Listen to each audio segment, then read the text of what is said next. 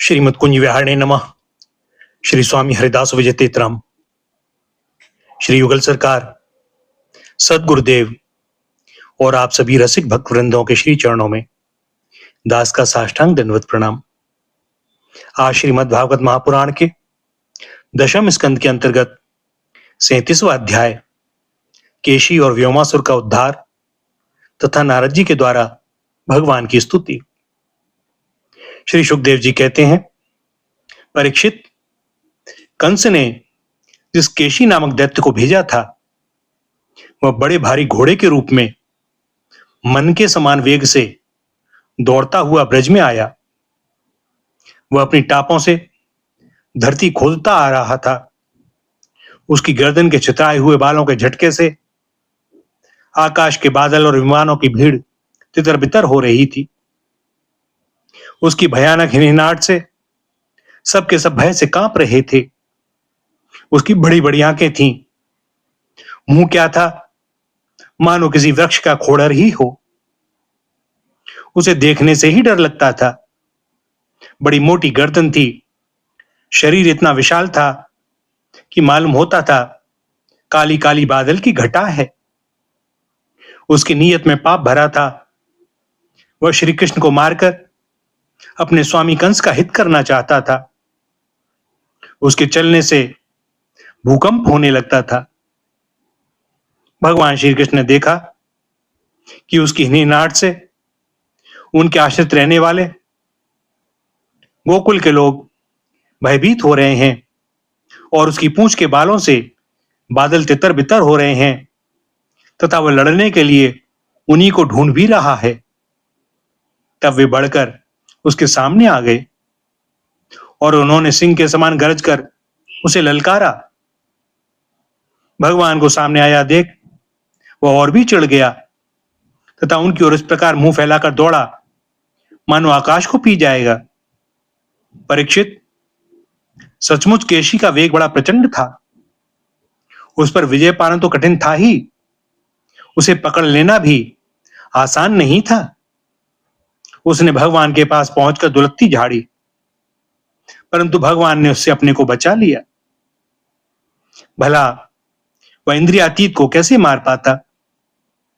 उन्होंने अपने दोनों हाथों से उसके दोनों पिछले पैर पकड़ लिए और जैसे गरुण सांप को पकड़कर झटक देते हैं उसी प्रकार क्रोध से उसे घुमाकर बड़े अपमान के साथ 400 हाथ की दूरी पर फेंक दिया और स्वयं अकड़कर खड़े हो गए।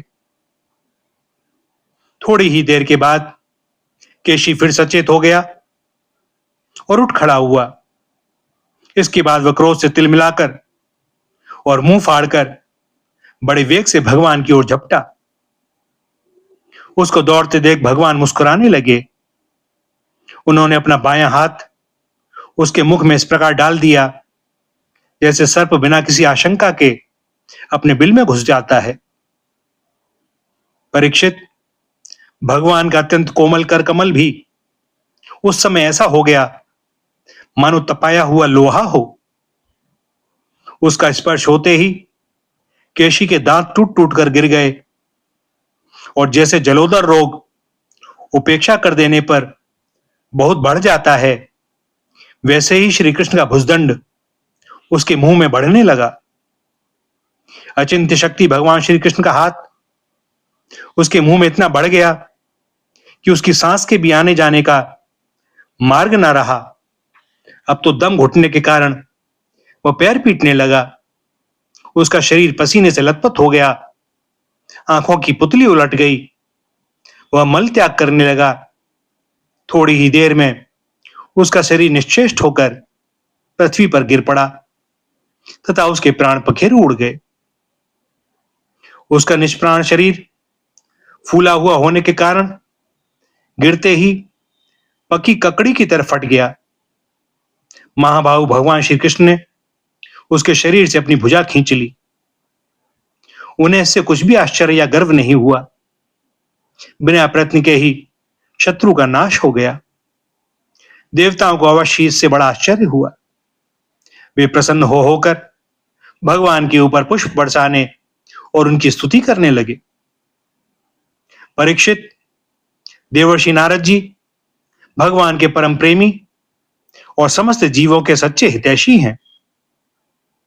कंस के यहां से लौटकर वे अनायास ही अद्भुत कर्म करने वाले भगवान श्री कृष्ण के पास आए और एकांत में उनसे कहने लगे, सच्चिदानंद स्वरूप श्री कृष्ण, आपका स्वरूप मन और वाणी का विषय नहीं है। आप योगेश्वर हैं, सारे जगत का नियंत्रण आप ही करते हैं। आप सबके हृदय में निवास करते हैं और सबके सब आपके हृदय में निवास करते हैं। आप भक्तों के एकमात्र वांछनीय, यदुवंश शिरोमणि और हमारे स्वामी हैं। जैसे एक ही अग्नि सभी लकड़ियों में व्याप्त रहती है, वैसे एक ही आप समस्त प्राणियों के आत्मा हैं। आत्मा के रूप में होने पर भी आप अपने को छिपाए रखते हैं, क्योंकि आप पंचकोश रूप गुफाओं के भीतर रहते हैं। फिर भी पुरुषोत्तम के रूप में, सबके नियंता के रूप में और सबके साक्षी के रूप में आपका अनुभव होता ही है। प्रभो, आप सबके अधिष्ठान और स्वयं अधिष्ठान रहित हैं। आपने सृष्टि के प्रारंभ में अपनी माया से ही गुणों की सृष्टि की और उन गुणों को ही स्वीकार करके आप जगत की उत्पत्ति, स्थिति और प्रलय करते रहते हैं। ये सब करने के लिए आपको अपने से अतिरिक्त और किसी भी वस्तु की आवश्यकता नहीं है, क्योंकि आप सर्वशक्तिमान और सत्य संकल्प हैं। वही आप दैत्य, प्रमथ और राक्षसों का, जिन्होंने आजकल राजाओं का वेश धारण कर रखा है, विनाश करने के लिए तथा धर्म की मर्यादाओं की रक्षा करने के लिए यदुवंश में अवतीर्ण हुए हैं। यह बड़े आनंद की बात है कि आपने खेल ही खेल में घोड़े के रूप में रहने वाले इस कैशी दैत्य को मार डाला। इसकी हिन्नाट से डरकर देवता लोग अपना स्वर्ग छोड़कर भाग जाया करते थे। प्रभु, अब परसों में आपके हाथों चाणूर, मुष्टिक, दूसरे पहलवान, कुबलियापीड़ हाथी और स्वयं कंस को भी मरते देखूंगा। उसके बाद शंखासुर, कालियवन, मुर और नरकासुर का वध देखूंगा। आप स्वर्ग से कल्पवृक्ष उखाड़ लाएंगे और इंद्र के ची चपड़ करने पर उनको उसका मजा चखाएंगे। आप अपनी कृपा, वीरता, सौंदर्य आदि का शुल्क देकर वीर कन्याओं से विवाह करेंगे और जगदीश्वर, आप द्वारका में रहते हुए नरक को पाप से छुड़ाएंगे। आप जामवती के साथ सेमंतिक मणि को जामवान से ले आएंगे और अपने धाम से ब्राह्मण के मरे हुए पुत्रों को ला देंगे। इसके पश्चात आप पौंड्रक, मिथ्या वासुदेव का वध करेंगे, काशीपुरी को जला देंगे, युधिष्ठिर के राजसूय यज्ञ में चेदीराज शिशुपाल को और वहां से लौटते समय उसके मौसेरे भाई दंतवक्र को नष्ट करेंगे। प्रभो, द्वारका में निवास करते समय आप और भी बहुत से पराक्रम प्रकट करेंगे, जिन्हें पृथ्वी के बड़े बड़े ज्ञानी और प्रतिभाशील पुरुष आगे चलकर गाएंगे। मैं वह सब देखूंगा। इसके बाद अब पृथ्वी का भार उतारने के लिए काल रूप से अर्जुन के सारथी बनेंगे और अनेक अक्षौहिणी सेना का संहार करेंगे। यह सब भी मैं अपनी आंखों से देखूंगा। प्रभो, आप विशुद्ध विज्ञान घन हैं। आपके स्वरूप में और किसी का अस्तित्व है ही नहीं। आप नित्य निरंतर अपने परमानंद स्वरूप में स्थित रहते हैं, इसलिए सारे पदार्थ आपको नित्य प्राप्त ही हैं। आपका संकल्प अमोघ है। आपकी चिन्मयी शक्ति के सामने माया और माया से होने वाला यह त्रिगुणमय संसार चक्र नित्य निवृत्त है, कभी हुआ ही नहीं। ऐसे आप अखंड एक रस, सच्चिदानंद स्वरूप, निरतिशय, ऐश्वर्य संपन्न भगवान की मैं शरण ग्रहण करता हूं। आप सबके अंतर्यामी और नियंता हैं, अपने आप में स्थित परम स्वतंत्र हैं।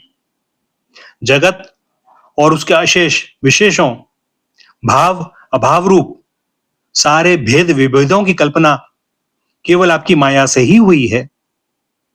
इस समय आपने अपनी प्रकट लीला प्रकट करने के लिए मनुष्य का सा श्री विग्रह प्रकट किया है और आप यदु, वृष्णि तथा सातवत वंशियों के शिरोमणि बने हैं। प्रभो, मैं आपको नमस्कार करता हूं। श्री सुखदेव जी कहते हैं, परीक्षित, भगवान के परम प्रेमी भक्त देवर्षि नारद जी ने इस प्रकार भगवान की स्तुति और प्रणाम किया। भगवान के दर्शनों के आह्लाद से नारद जी का रोम रोम खिल उठा। तदंतर उनकी आज्ञा प्राप्त करके वे चले गए। इधर भगवान श्री कृष्ण केशी को लड़ाई में मारकर फिर अपने प्रेमी एवं प्रसन्न चित्त ग्वाल बालों के साथ पूर्ववत पशुपालन के काम में लग गए तथा ब्रजवासियों को परमानंद वितरण करने लगे।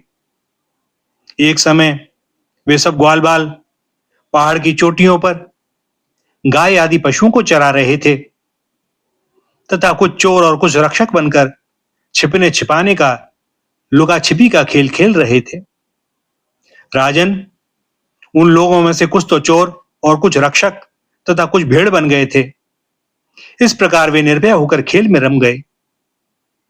उसी समय ग्वाल का वेश धारण करके व्योमासुर वहां आया। वह मायावियों के आचार्य मयासुर का पुत्र था और स्वयं भी बड़ा मायावी था। वह खेल में बहुधा चोर ही बनता और भेड़ बने बहुत से बालकों को चुराकर छिपा आता। वह महान असुर बार बार उन्हें ले जाकर एक पहाड़ की गुफा में डाल देता और उसका दरवाजा एक बड़ी चट्टान से ढक देता। इस प्रकार ग्वाल बालों में केवल 4-5 बालक ही बच रहे। भक्त वत्सल भगवान उसकी यह करतूत जान गए।